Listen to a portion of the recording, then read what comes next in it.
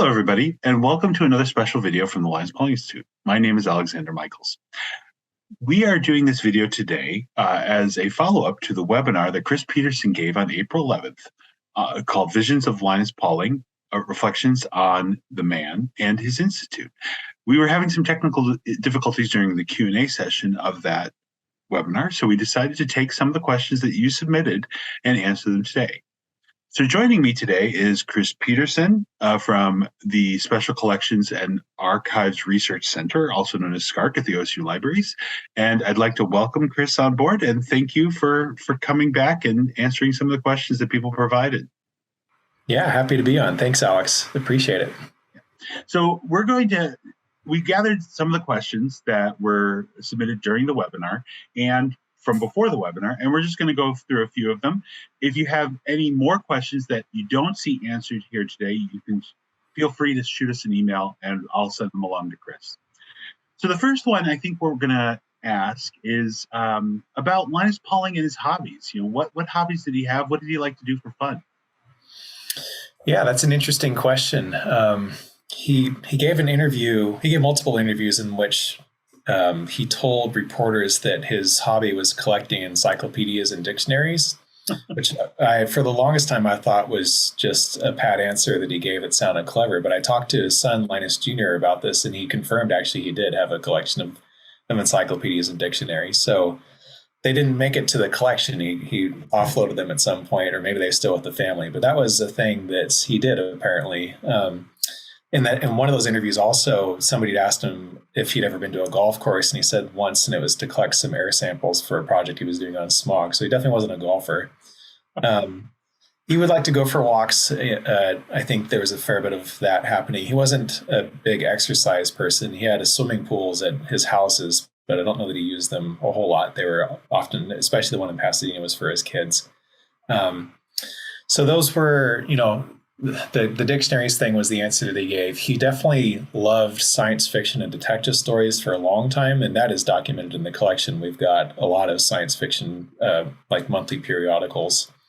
But he sort of also got to the point where he felt like he'd read all the different plots that there were and kind of got burnt out on those a little bit. But he had a correspondence with Isaac Asimov, and they would kind of bounce ideas off each other every now and then, or actually rib each other about little mistakes that they found in one of his works, which is pretty funny to read about. So he had a lot of pleasure reading, and far beyond science fiction and detective stories, getting into more of the classics as well. He was very well read. And another thing that he definitely liked to watch a little bit of television every day when he was older, in his older years, and he liked The People's Court. Interestingly enough, he would watch that often. He'd watch the news. But we have a photo of him from a newspaper clipping where he's sitting. It shows him in profile, and he's sitting in like a recliner with the TV in front of him. And he's holding this long stick, and they call it his blab stick. And he had an older television that didn't have a remote control. And when the commercials would come on, he would reach forward with the blab stick and turn the volume down, so he didn't have to listen to the sound of the commercials.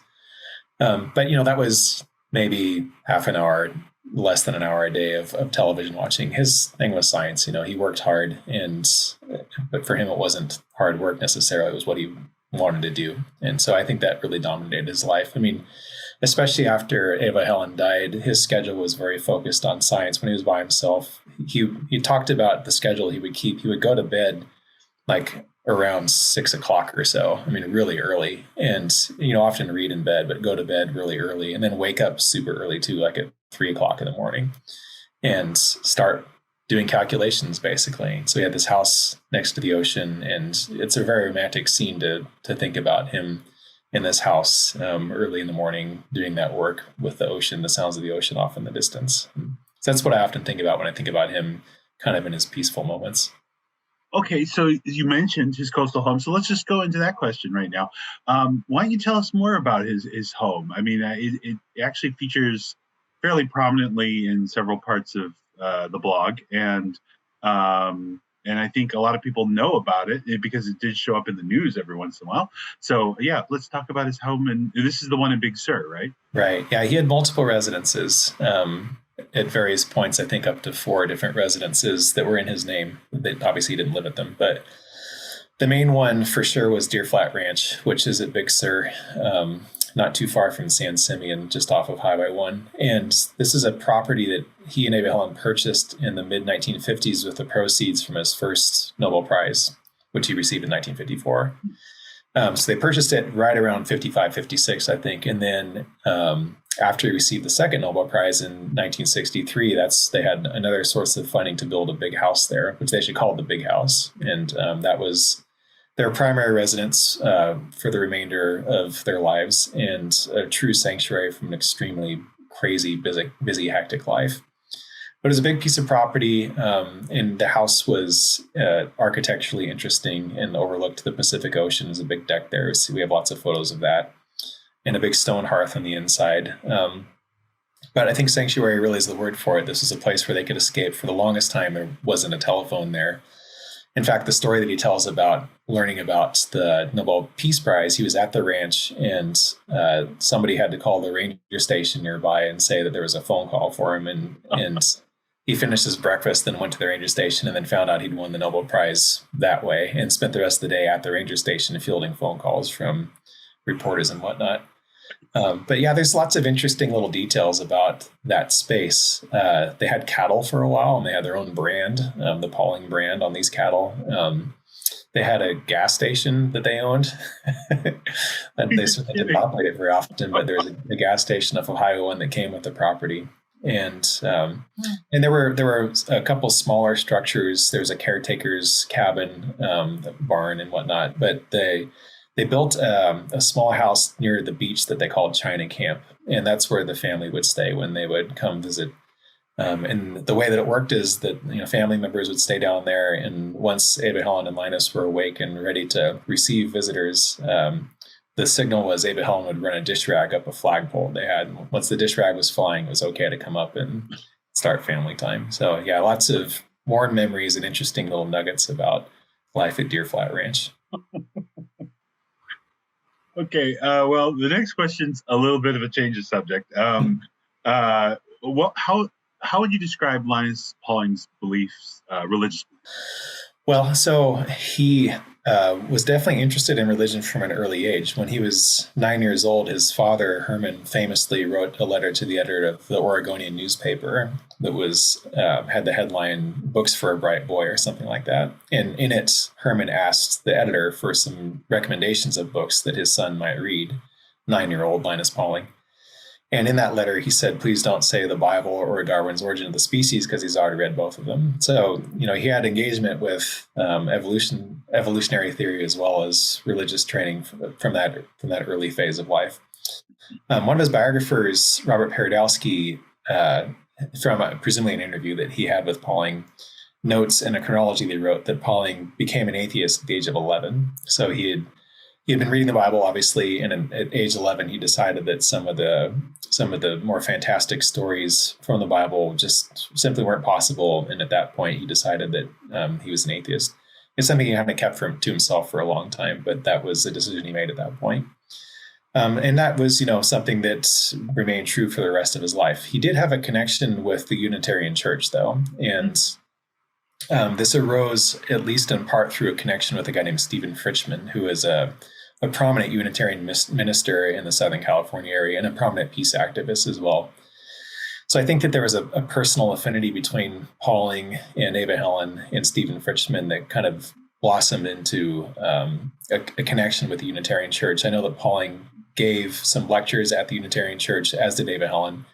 And one of the lectures that Ava Helen gave was just titled "Why I'm a Unitarian."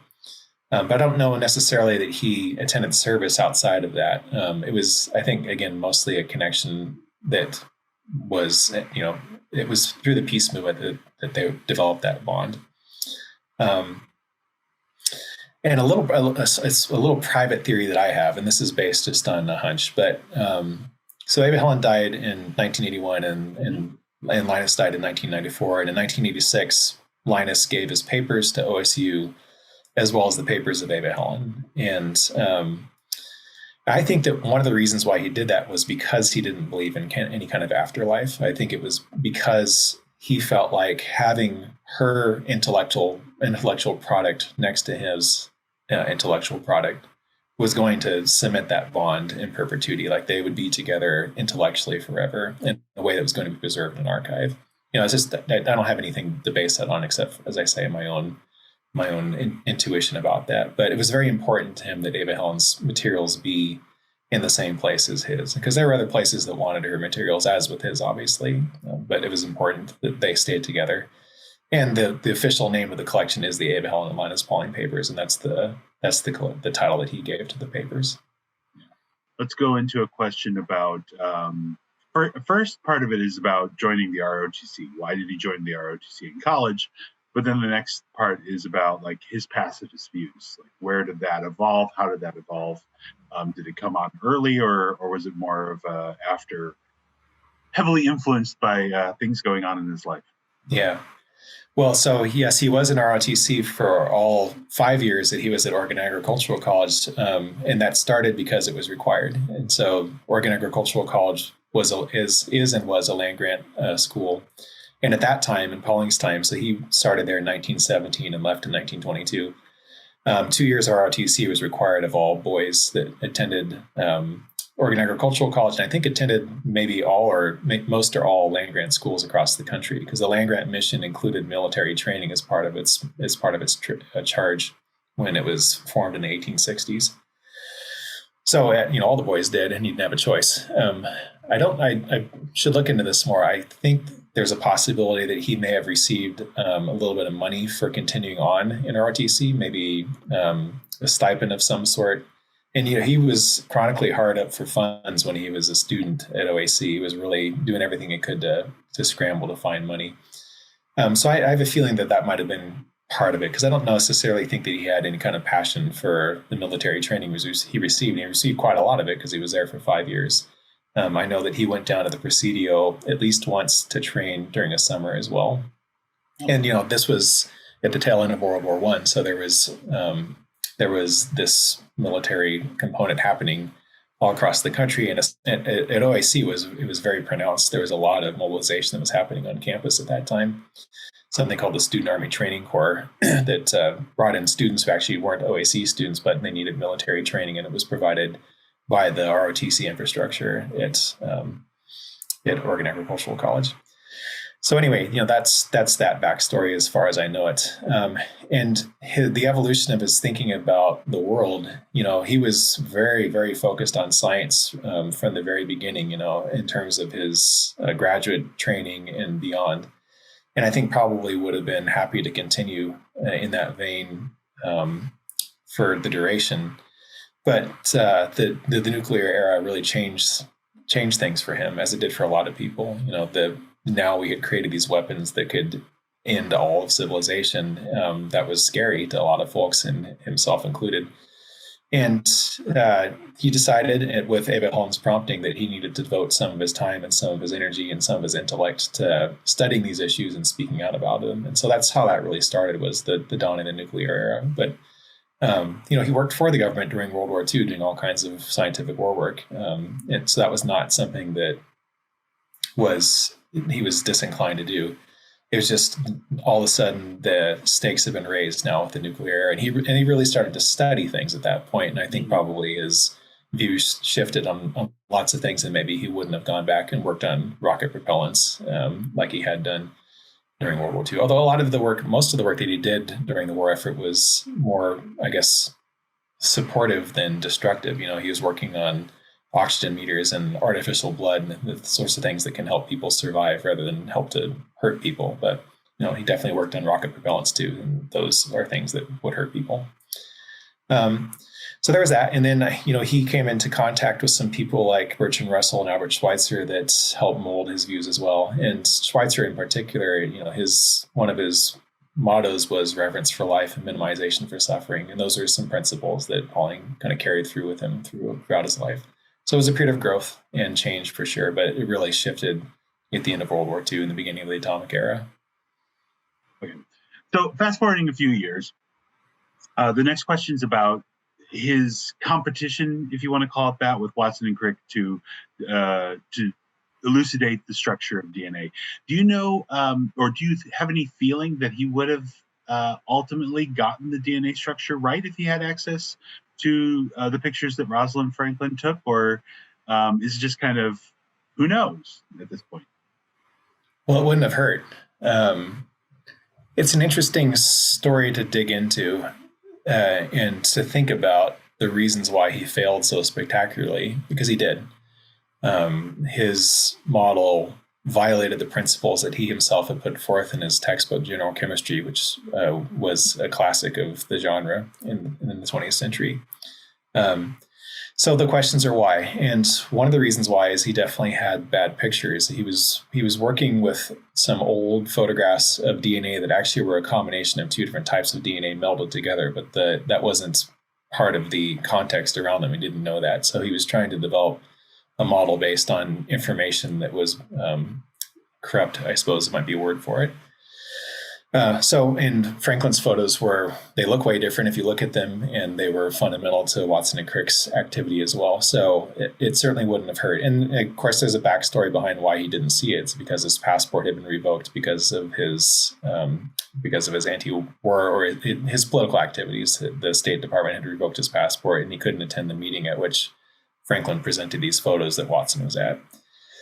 So that was definitely part of it.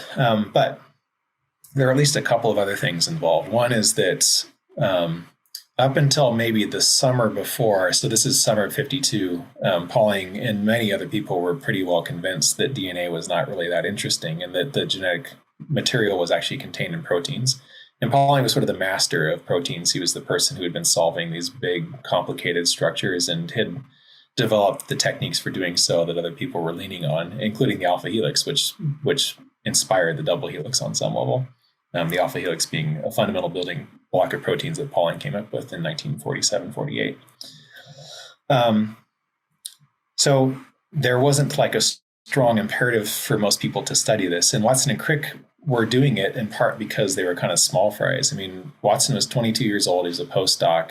Crick was 35, and his career had been kind of delayed by World War II, but it was a very unorthodox combination of people that we now regard as being, major figures in 20th century history of science. But at the time, they were just kind of people. They weren't people that had a lot of power or leverage. The person running their lab or the person running their operation, Lawrence Bragg, was kind of Pauling's chief rival in England. And had Bragg been personally interested in DNA, I think that Pauling probably would have gotten invested in the so-called race a little bit earlier. But he didn't see Watson and Crick as being threats. He saw himself as being kind of the master of these molecules, and that he would eventually get around to solving it when the mood struck him. So there was a lack of emphasis. There was a degree of arrogance. In the summer of 22, Chase Blender experiment becomes a thing, and that at that point DNA is identified as actually being the genetic material, and Pauling becomes a little bit more interested in it, but he really still kind of drags his feet a little bit. This is not a race necessarily, because he doesn't see the competition as being a threat, as I say. So he sort of starts to play around with it, puts together something at the end of 1952 that's a bit of a rush job. It's based on this data that's not super clean, and he pushes it out, and it's wrong. And in the meantime, Watson and Crick have that information that Pauling had published. They know it's wrong because they'd gone down that route already. They have these good pictures, and they publish their correct structure, and the rest is history. So had Pauling had the information from Franklin, it would have helped for sure, but his attitude wasn't his. To say that he was focused on DNA would be a falsehood. He definitely was not. It was a side project, and it was sloppy, and he proved himself to be fallible as a scientist. So, it was a moment that he probably would have liked to have back, but whether or not the pictures would have immediately made the difference, who knows? I mean, like I said, it couldn't have hurt, but it's hard to say. Did Pauling admit failures or regrets that he had in his life, or maybe in his career, I should say more specifically? Yeah, I mean, DNA was certainly, he acknowledged that he was wrong on that, and he got asked about it a lot. Journalists would bring it up, and I think he was a pretty good sport about it for the most part. My understanding is that Ava Helms is the one who got sick of hearing these questions, and she just said, why didn't you just work harder on this? Because I'm tired of hearing about it. I don't know necessarily if it was a regret so much. I think that he certainly wouldn't have minded. It was obviously a very big thing, and that would have just amplified his legacy even more if he was the person who solved DNA in addition to the many other things he did. But regret might be a strong word for it. It's regret in the sense that he kept getting asked about it and kept having to explain the nuances of the situation to journalists. Yeah, so I think probably the biggest regret that he had was his inability to heal his wife's cancer, essentially. I mean, she died in 1981 of stomach cancer, and he lived for another 13 years. And she was treating her cancer through mega doses of vitamin C, amongst other things. And this was something he was heavily invested in at that point. But it didn't work, and she died, and his grief was profound. I mean, there's lots of stories about how hard it hit him and how long it took him to really get back on his feet. And he talked about many years later still not really being able to fully acknowledge that she had died, and he would just try to pretend that she was in a different room all the time. And it's interesting too to look at his work for a number of years in the 80s. It gets very theoretical and very in his mind, a lot of dense calculations. And I wondered if that was something he was actually doing as a means to salve his grief a little bit. So that was, I think, probably his biggest regret. And I think that's a fair statement in terms of the use of the word regret. There were other failures scientifically, and one that I would think of is his work on artificial antibodies, which happened in the 40s, and I think in the 40s and 50s. And it got to the point where Caltech actually had put out this pretty big, grand press release saying Pauling's group has found out a way to manufacture artificial antibodies, but they couldn't be replicated by other laboratories, and it just kind of evaporated after that. And it's an interesting story to dig into. I don't know necessarily if regret again is the word for it, but it's something that was kind of heralded and then evaporated a little bit, as I said. So those are two things that I might lean on. As far as the later work with vitamin C, I think he never really acknowledged that there was any issue with it. I think that he died in 94 and he was still firmly entrenched in these beliefs. He could be, somebody who would stand by his ideas steadfastly. So yeah, that's when we talk about Pauling today and kind of the great white whale, that's probably the one that's out there still, is what exactly is going on with vitamin C. So, and as far as regret, it's hard to say. Sorry. You mentioned quasicrystals in the book and in the webinar. That was just kind of one of those, he had a steadfast position and wouldn't back down. Yeah. Again, he had, this was when he was in his 80s, and he had 60 years of being at the vanguard of structural chemistry. And along comes this new idea of quasicrystals that doesn't fit within that model. And I think he had a hard time accepting that. And he really did everything he could to try to disprove it, but he was wrong, Yeah. And that's fine. It's fine to be wrong. But he could be very stubborn about these things. And it was just at the end of his life. And it was just one of those things, I guess. I guess looking at this kind of retrospective, forward-looking, what is one key from Linus Pauling's life that you believe is still relevant today? I think that, so my thought about that is his firm love and steadfast belief in science and the scientific method, and his reverence for science. We're in a situation these days where facts are debatable, and science is not something that always is revered. And I think he would have a hard time with that, for sure. It's interesting to think about what life would be like for him now. He died in 1994. It's almost 30 years ago, and the world has changed so much since then. He's not somebody who really used personal computers, I don't think, at all. He used early computers to do big calculations, but even by the time he was in his 80s and 90s, we still have photos of him doing calculations by hand with a slide rule. That was his mode of operation. So to think about how he might be operating these days and Twitter and that kind of thing, it's just, the world is so different. And I wonder a lot about what he would think about where we're at as a culture. But, science was his passion. And as I mentioned, he had taken from Schweitzer this idea of reverence for the world and minimization of suffering. And And I think that these are principles that still hold true today. I certainly would want that to be the case, at least. And so those are pieces that would continue to resonate. And on the notion of like Twitter or whatever else, this idea of scientists as public figures, as public citizens, he held scientists to a high standard, and he believed that scientists had a body of knowledge that would compel them to be informative about world issues, as he had done. And I think that he might wonder about where are the major scientists who are speaking out about things these days. That's something else that I would be interested to ask him if I could. But everything is so different now than it was before, and he was a pretty unique individual and made out of pretty tough cloth. So there's not a whole lot of folks that could try to walk in those shoes. Sure. But those are some things I think about when I think about what we might carry forth in terms of legacy these days. His peace activism connect with his science, or vice versa? I mean, how did that work in his life? Well, I think we touched on it a little bit in the sense that the peace activism was prompted by this ability to understand what was happening once the atomic bombs were dropped, and the orders of magnitude of energy they could release and the damage that they could cause. And then, a little bit later from there, this idea about radioactive fallout from nuclear weapons tests and the kinds of damage that they might portend for the health of all the Earth's inhabitants. This idea of radiation in the atmosphere increasing rates of cancer in newborns, for example.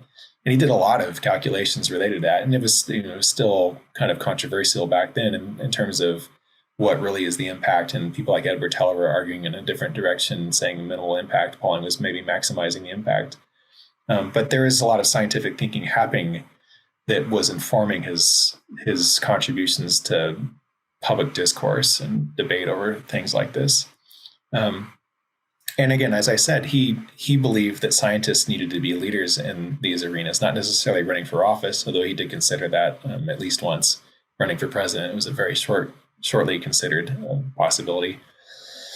But people speaking out from an informed point of view, and importantly, not being people who were supporting things that were damaging the world. So scientists that were involved in research that can improve nuclear weapons and make them more destructive. He took a very dim view of that as well. So scientists felt they occupied a very important role in society, and he held them to a higher standard and expected them to be contributing in a positive way to these kinds of conversations. We kind of covered the topics that we typically cover about Pauling, his science, his peace activism. Let's talk about his family life. I mean, we talk about Ava a lot, but we don't often talk about his kids. And one particular kid that I think you might want to talk about a little bit more. I mean, you talk about it in the book, is Peter Pauling. But I mean, sure, let's talk about all his kids, a little bit. What were his kids like? What were the kids like interacting with their dad? But I think Peter is probably the more interesting stories there. Well, they're all interesting, and I've studied all of them at least a little bit. Yeah, Peter is the one who's most heavily documented, and there's a lengthy chapter about him in our book that I'm really proud of. But there were 4 kids. Linus Jr. was the oldest, and then Peter, Linda, and Carolyn was the youngest. And so Linus Jr. Became a psychiatrist. He spent most of his life in Hawaii, and I know him well and have done a number of oral history interviews with him, and he's well documented in our collections. Linda married a guy named Barclay Cam, who was a geologist and did a lot of interesting work in Antarctica, and then later on became an administrator at Caltech. So he had a really influential career, and he died a few years ago, and Linda is still alive, as is Linus Jr., Linda living in Pasadena. And then Carlin, the youngest, was actually the first to die. He died in 1996 at the age of 60 of cancer. And he was a molecular biologist, and he did a lot of work at UC Riverside, scientific work on bacteria in sort of extreme environments. And then he later on became more of an administrator at San Francisco State University, and actually did some really interesting things as far as high school pedagogy related to molecular biology. And that's actually a legacy that continues today through a couple of organizations he was very active in. But Peter, I think, was recognized early on as being the potential heir apparent to his father, in the sense that he was very bright and things came easily to him in terms of science. And he actually attempted to follow in his father's footsteps a little bit by deciding he wanted to be a scientist, a chemist. And so he got his undergraduate degree from Caltech, and then he went on to study in England at Cambridge, and actually shared office space with Watson and Crick for a period of time during the whole DNA saga. So he was getting information kind of back and forth between both participants in the so-called race, his father and Watson and Crick. And as we talk about it being a little less of a race, Watson and Crick were always very anxious to get any information they could from Peter about what his dad was up to on this subject. But most of the letters he sent were talking about things like cars, as the Pauling family, all the men in the Pauling family are very, very interested in cars. Anyway, so yeah, a very talented individual, but I think he also felt that pressure of trying to follow in the footsteps of somebody whose footsteps were enormous, and it crumbled him a little bit. So he did some interesting stuff in the 70s. He was interested in LSD and the structural properties of LSD and studying it as a molecule, and actually kind of published a number of papers in the 70s that were pretty interesting. He had a real facility for all things mechanical as well. And so he built scientific apparatus that helped advance a few programs as well. But he had some issues with alcohol. And as I say, I think that the pressure of trying to live up to his dad's standards was difficult. As Pauling felt about everybody in terms of the hierarchy of society, in terms of science being paramount, he felt that way about his children as well. And so I think there was a degree of pressure for them to try and follow a scientific path and produce scientifically. And again, Peter felt like the person who was best suited to that, and it was a tough act to follow his dad. So there were some down moments for sure, but I think that in the end he ultimately found some peace. He retired and he moved to Wales, and he spent most of his life in the UK. He moved to Wales and he lived in an old mill. He and his wife, they retrofitted a mill that he lived in, and there was like a millstone in it and everything. So it's an interesting scene to think about. I've never actually been there or seen photos of it, but it's an interesting thing to think about that life. But it was a place that he felt at peace for sure in Wales.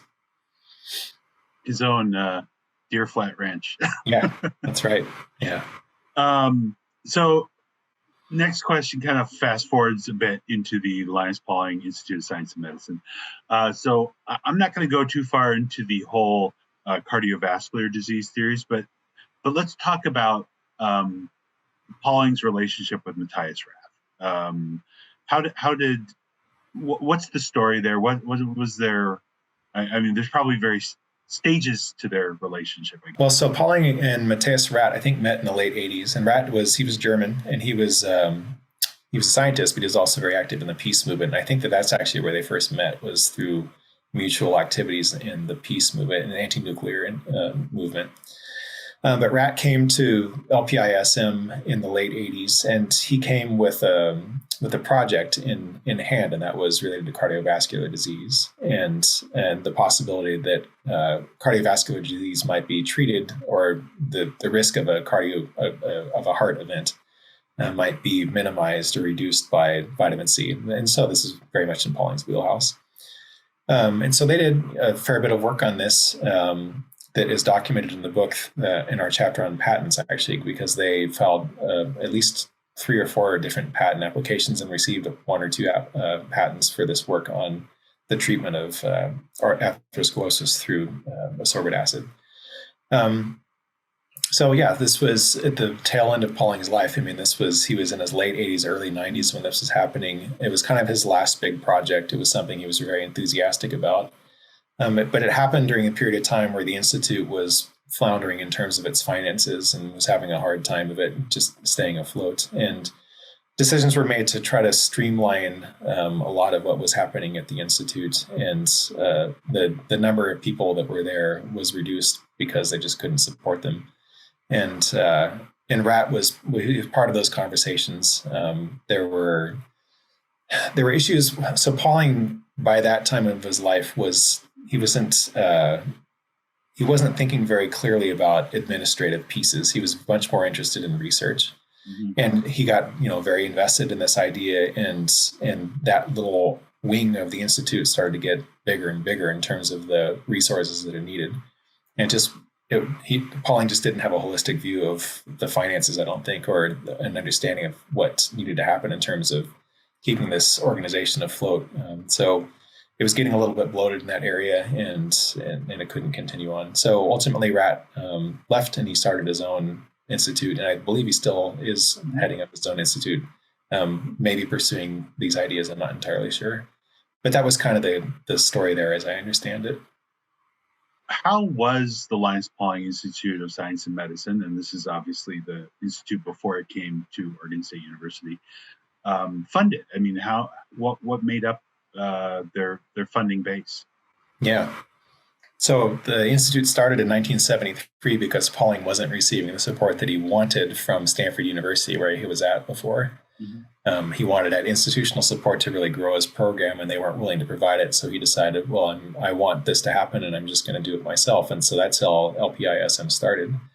And it started with the support of a third individual named Keen Dimmick, who was more of a financial person, who was helping pay the rent for the first little while at least. But, the Institute was pursuing research that was, at the time, unorthodox and looked askance at by the mainstream. And so they had a hard time finding grant funding. So they really had to lean on private funding and industrial support. And so pretty early on, they hired Rick Hicks, who is their lead fundraiser. And he did a nice job of making relationships and pursuing creative ideas to attract that private funding. And so they made relationships with a lot of people that kind of helped them keep them going in between grant cycles. And they were able to attract some grants, and they were able to attract, external, well, in the form of the National Cancer Institute, external work that was connected to their ideas for sure. But I think that finding those big grants to keep things going was pretty tricky for most of the Institute's history. So there was a lot of that private fundraising, a lot of the industrial support, and a lot of just trying to find a way. I mentioned in my presentation that there were periods of time where Pauling he was creating content or creating products that the funds for them were to go to the Institute. So the book Vitamin C, the Common Cold and the Flu, that was entirely a LPISM support project. So they sold the rights to that to a publisher, and all the rights money they received went directly to the Institute. Mm-hmm. And Pauling also did a lot of public speaking and would receive a fee for that. And there was a period of time where he was doing a ton of public speaking and donating his fees directly to LPISM. And again, it's all he could do to try to keep things going. And there were various points in time where he was donating half to 100% of his salary to the Institute, and other people that had other sources of income were doing the same. And other people that didn't have great sources of income were also dedicating parts of their salaries to the Institute as well. So it was a shoestring operation at times. And sort of wax and wane depending on the people that were there and the enthusiasms that were peaking, and maybe a little bit of grant money could come in. And so parts of the programs would balloon up, and then they would dip back down. That's my understanding, at least, is there was just a lot of trying to find a way, but it was not a steady ship really ever. I mean, there were periods of time where they got some maybe larger bequests that helped out for a while.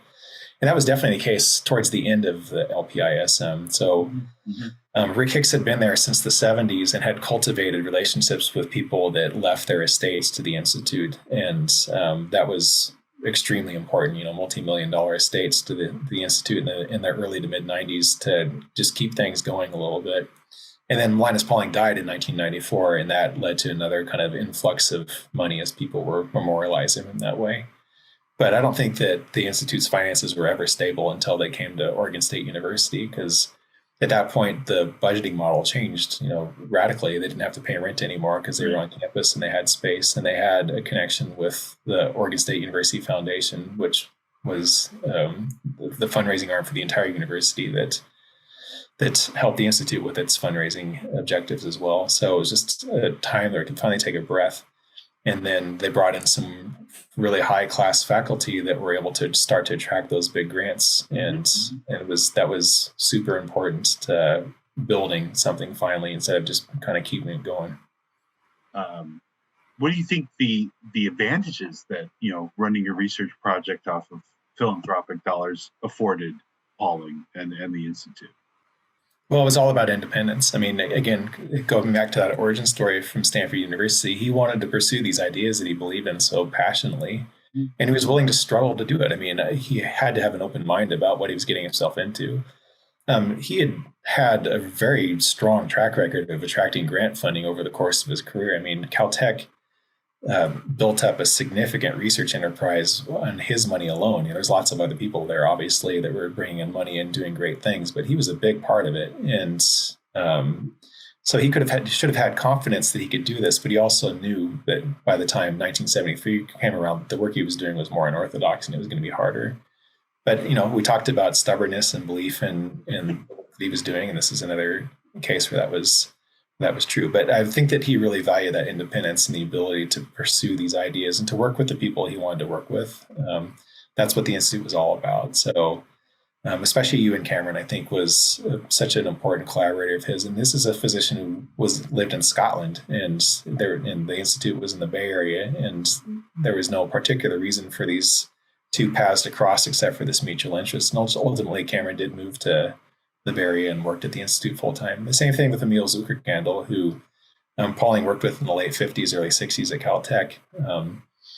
But Zuckerkandl had spent a lot of time in Europe, and Pauling knew him and wanted to be working with him and convinced him to come to the Institute. So it was a collection of people that he admired and wanted to be around and working on things that he wanted to work on. And it's just not possible if you're receiving money, it has a bunch of strings attached to it. Or if you're working within the academic environment, there's lots of other things that need to happen that are a little bit more outside of your control. So it was an environment that you can control a little bit and try to really do good work. So the last question was just really, and this is one you can certainly point people to easily, how to access the archived material from and access the Pauling blog. I mean, tell people where to go. Yeah. So the Pauling blog is the address is paulingblog.wordpress.com, where you can just run a Google search for Pauling blog and you'll find it. And there's a lot there. It's 860,000 words that we've written over the course of 13 years. And the search box is going to be your friend because it's not all in order by any stretch. Things are categorized and you can aggregate them through tags and whatnot, but search is going to work well for you, hopefully. And if you have a question about Pauling, there's a decent chance there's an answer there, because we've really done a lot to try to cover his life. So that's one side of things. The other side is our the rest of our digital presence is available on my department's website, the Special Collections and Archives Research Center at Oregon State University Libraries. And that website is scarc.library.oregonstate.edu. So we can just do a search for OSU SCARC, and that'll find it there. We have a resource called Linus Pauling Online that's a collection of resources, really, that we've developed over the years. And there are a series of 6 documentary history websites that we've created, one on DNA, one on nature chemical bond, one on proteins, one on piecework, one on scientific war work, and one on something else, sickle cell anemia. Yeah. So those are really deep dives on all of these topics that are contextualized with a narrative that was usually written by Thomas Hager, who was one of Pauling's biographers, and a lot of primary source material that's connected to them as well. So if there's any interest in those topics, those are really good resources to connect with. But beyond that, there's obviously the collection itself, which has been fully processed and is available to people interested in doing research. And if people want to come to Corvallis, we're certainly happy to have them, but we do a lot of remote reference as well. And the way to do that is just to send us an email. So the email address is scarc, SCARC, at oregonstate.edu. And our public services archivists will be happy to help anybody that has an interest in the collection or has a question that could be answered by digging into the collection. Okay, well, thank you, and thank you for that answer, and thank you very much for coming back out again and answering some of these questions that people had at your webinar. I really appreciate it. Yeah, my pleasure, Alex. Thanks very much. Yeah. Well, that's all the time that we have for our video today. Thanks everyone for submitting your questions. I'm sorry that we weren't able to get to all of them, but hopefully this will give you more context to Linus Pauling's life. If you have any further questions, you now have the SCARC email address, and you can always email us at lpi@oregonstate.edu. Thanks everyone, and I'll talk to you later. Bye.